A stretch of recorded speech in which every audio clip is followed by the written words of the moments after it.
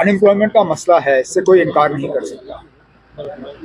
ना ये मसला रातों रात कोई आपको हल करके दे भी सकता है, लेकिन जैसे मैंने अपनी तकरीर में कहा, जब हम कहते हैं कि सरकारी मुलाजमत बेरोज़गारी का हल नहीं है, हमें सरकारी मुलाजमत के अलावा भी और रास्ते ढूंढने होंगे।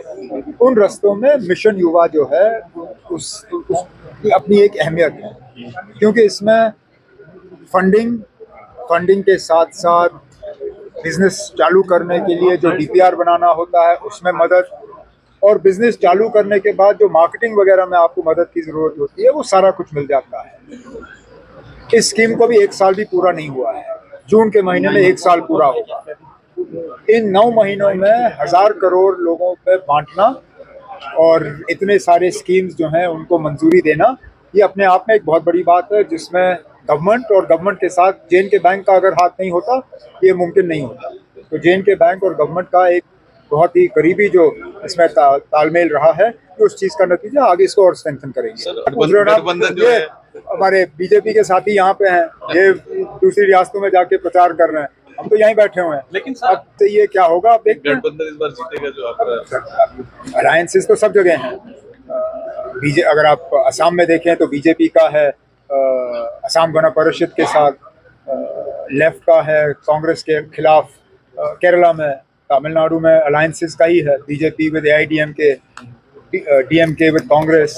तो अब देखते हैं, हम तो चाहेंगे कि ऑपोजिशन जो है 5 की 5 जीतें, पौंडीचेरी इंक्लूडेड। अब लोग क्या फैसला करेंगे वो जिस दिन वोट गिने जाएंगे उस दिन पता चलेगा। वॉर जो रहेगा, वॉर या हम तो जैसे मैंने हाउस में उस दिन कहा, हम तो चाहेंगे कि वॉर जल्दी ख़त्म हो, और इसमें जो रोल वज़ीर आज़म साहब अदा कर सकते हैं वो शायद और कोई अदा नहीं कर सकता, क्योंकि उनके अच्छे ताल्लुकात हैं इन तमाम मुल्कों के साथ।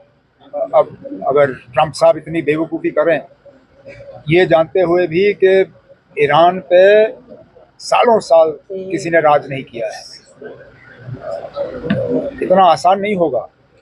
मुझे लगता है अब जो है वहीं पे यहीं पे ख़त्म कर लिया जाए, एक सीज़फायर डिक्लेयर हो और ये वॉर ख़त्म हो जाए। मैं उसमें नहीं जाऊँगा, मैं तो सिर्फ ये कहूँगा कि अगर कोई भी मुल्क कोई रोल इसमें अदा कर सकता है जिसमें कि जंग की सूरत से हम बच जाएं, तो मुझे लगता है किसी को इसमें एतराज़ नहीं होना चाहिए। लेकिन जब मैं फिर इस चीज़ को दोहराऊँगा जो मैंने हाउस में कहा, हमारे वज़ीर आज़म के अच्छे ताल्लुकात और करीबी ताल्लुकात हैं तमाम मुल्कों के साथ, चाहे वो इजराइल हो, अमेरिका हो, ईरान हो, या ईरान के आसपास के जो मुल्क हैं।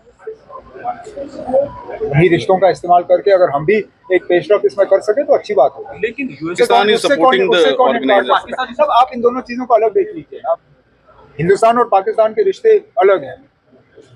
ये पाकिस्तान जो है अपने ईरान और अमेरिका के साथ जो उनके अच्छे रिश्ते हैं उनका फ़ायदा ले रही है, उन्होंने ले लिया, हम कैसे एतराज़ कर सकते हैं? अगर उनके इस पहलू से जंग जो है वो रुक जाए, तो आप क्या चाहते हो कि वो ना करें और जंग चलता रहे? हम तो चाहते हैं जंग रुके। अगर इसमें कोई भी मुल्क अपना रोल अदा कर सकती है तो करें, अगर इससे बेहतर हम रोल अदा कर सकते हैं हमें करना चाहिए। Thank you.